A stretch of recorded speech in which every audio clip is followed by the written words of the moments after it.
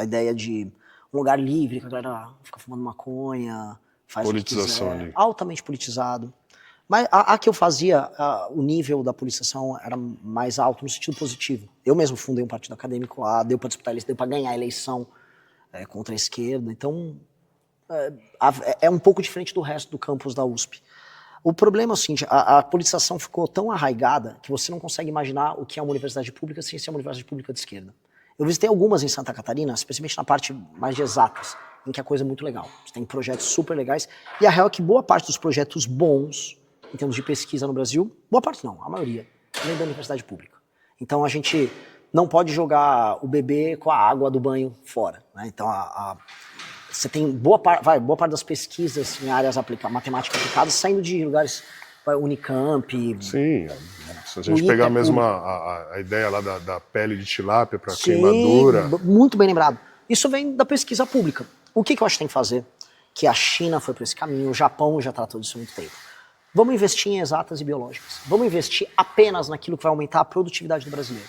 Então, eu preciso investir em programação, eu preciso linguagem, tudo que envolva a área de tecnologia, que nos Estados Unidos chamam de STEM, toda a área de STEM, e isso envolve pesquisa em engenharia genética, na parte de agricultura nossa, de ter, por exemplo, criação de inteligência artificial voltada para o banco genético brasileiro, para a produção de mudas e espécies para a gente plantar e crescer. Tudo isso vira dinheiro no final. Então vamos investir muito nisso. Geologia para a parte das terras raras. O Serjão vai ficar todo frio, mas é verdade, tem que ter muito investimento em geologia, química aplicada, toda a área de pesquisa para a gente fazer processamento na área de terras raras. Mete grana nisso. Agora, se o cara quer ser um advogado, cara, o Brasil é o país que mais forma advogado do mundo. Se você fizer isso, você tira o Brasil do terceiro mundo e ele joga ele para uma superpotência mundial. Isso, que é o nosso plano. Eu falo para todo mundo, o Brasil precisa virar um super país em 30 anos. O financiamento para as unisquinas, que tem muito unisquina por aí, que é a fábrica de vender diploma que não tem qualidade, não vai ter financiamento público para unisquina. Porque no fundo eu estou financiamento só o endividamento do cara, o cara não está pedindo nada. Então corto o financiamento para a unisquina, mas dou o financiamento para faculdades boas, com notas boas, que aí sim que estejam fora desse hall de cursos que o Estado tem que investir. Aí a gente dá um financiamento para a pessoa faz o curso dela. De resto, o Estado vai investir nas áreas que vão gerar renda para o Estado brasileiro. Ponto. Cotas. Totalmente contra. Qualquer uma. Todas. Inclusive social. E aí eu vou falar qual é a solução que eu dou, que eu acho que é do cacete. Vou fazer bem rápido essa aqui, já que já tenho que ir para a próxima série. Imagina o seguinte. Você tem uma escola pública. Você tem os rapazes e as moças mais talentosos na escola pública. Se eu detectar na escola pública, eu for fazer provões anuais em todos os anos, anuais todos os anos é repetitivo, mas fazer provões anuais, eu vou separar quem são os melhores alunos e que estão tendo o melhor desempenho escolar, eu já vou dar uma bolsa de estudos para essa criança nas melhores escolas dos municípios dos estados dela. Então se tem um menino inteiro do Maranhão que está tendo um desempenho mais alto, passou no provão, eu vou te matricular na melhor escola da tua região e ainda vou dar uma bolsa em dinheiro para a sua família, para que você vá arrumado para a escola, vá com dignidade. Eu dou um prêmio para a sua família, e aí esse aluno vai concorrer em igualdade de condições.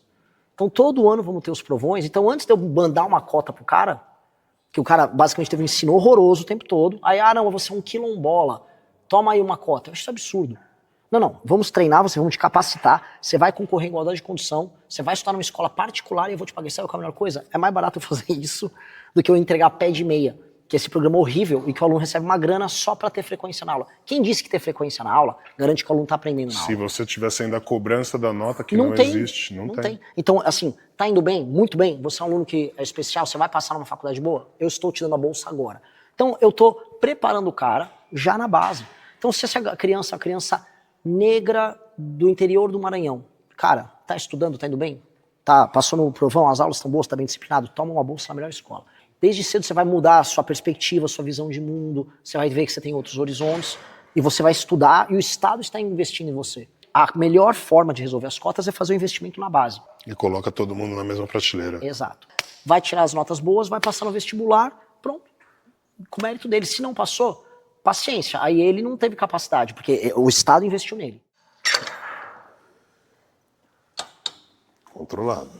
Desse. Você sabe qual o perfil do jovem que entra pro crime?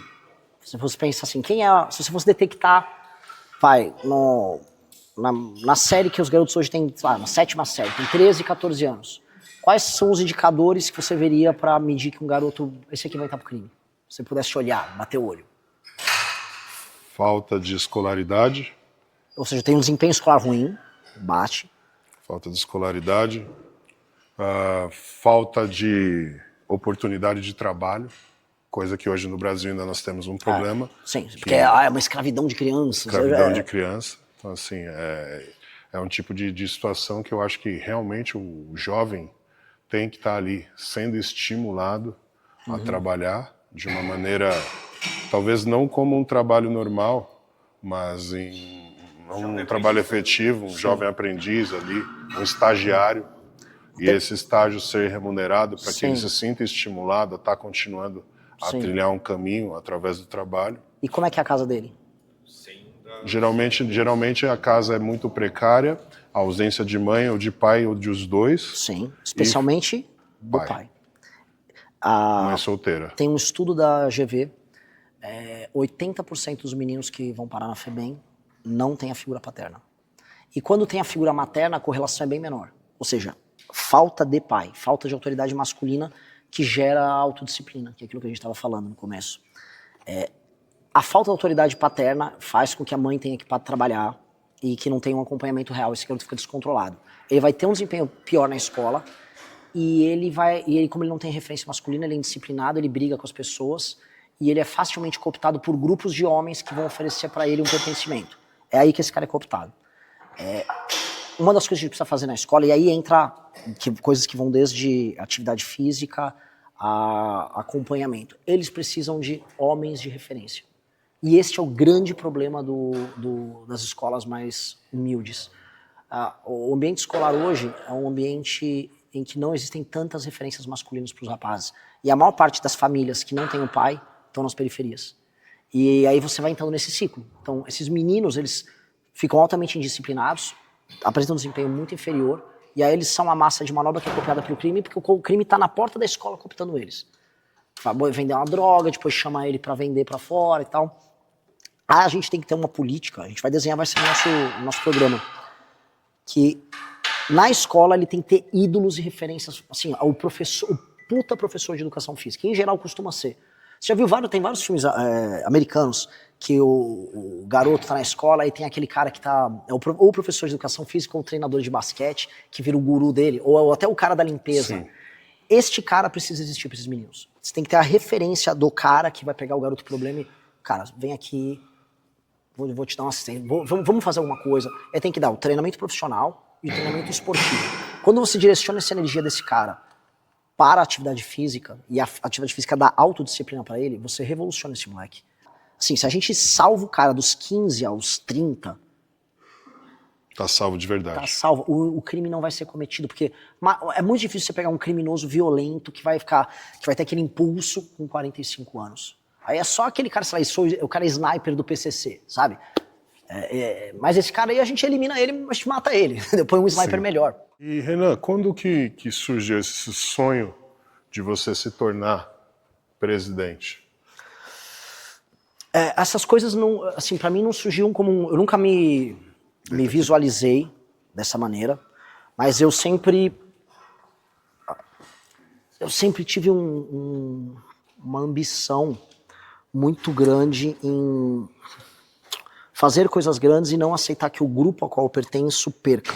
Sempre foi assim, por exemplo, eu nunca fui um grande jogador de futebol no colégio, mas eu sempre estava no time, eu era organizador do time, tinha que ser meio que o capitão do time. Se tinha feira de ciências, eu tinha que organizar porque o meu grupo tinha que ganhar. Eu sempre fui muito competitivo. Quando eu levo isso pro campo da nação, eu acho que é como se o Brasil fosse é aquilo que eu te falei, uma das maiores nações do mundo, potencialmente. O Brasil é para ser uma das 5 maiores nações do mundo, e a gente não entrega por falta de liderança. Aí eu vejo o nível dos líderes nossos, eu vejo as prioridades, eu falo, cara, isso aqui é um negócio horroroso. Então quando eu montei o MBL, eu montei junto com o Kim, com os rapazes, como um ato de raiva para destruir esses líderes que eu não gosto. Foi bem assim, a gente surgiu destruindo a Dilma Rousseff. Até que chegou um momento que a gente percebeu, pô, mas não adianta eu ficar só batendo se eu não propor nada. E aí eu organizei o grupo pra gente fazer essa proposição. Só que quando o grupo ficou pronto, o partido ficou pronto no final do ano passado, eu nunca me coloquei, eu falava, vou lançar o Danilo Gentili pra presidente. Aí o time virou, cala a boca, sempre foi você. Como sempre fui eu? Não, sempre foi você, cara. Você é o cara que planejou isso tudo.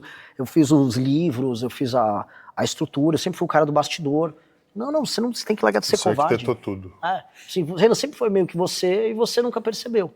Aí eu, tá bom, então vambora. E aí eu comecei, eu nunca fui candidato a nada, mas eu sempre fui uma liderança que planejou tudo. Passar minha mão embaixo. 9. 10, mais 2. 1. 2. Vamos falar um pouco agora de meio ambiente. Transamazônica. Dá pra fazer alguma coisa ali? Pelo amor de Deus. Terminar a estrada, você diz? Começar Sim. a estrada. Sim. Porque ali não tem estrada, Sim. tem um terrão. Aquilo não é uma estrada. Sim. Aquilo não dá pra ser chamado de estrada. Sim. Vem desde a parte que a gente pega ela no Nordeste, a Transamazônica. Ela é horrível. Eu também peguei, não os pedaços que vocês pegaram, mas eu peguei uns pedaços horríveis. Calma que eu tô... Detalhe pra câmera, cara. Responder perguntas depois de fazer um esforço físico é sempre mais difícil. A gente tem que usar isso nos debates. Porra! Assim, o que a gente tem que fazer, assim...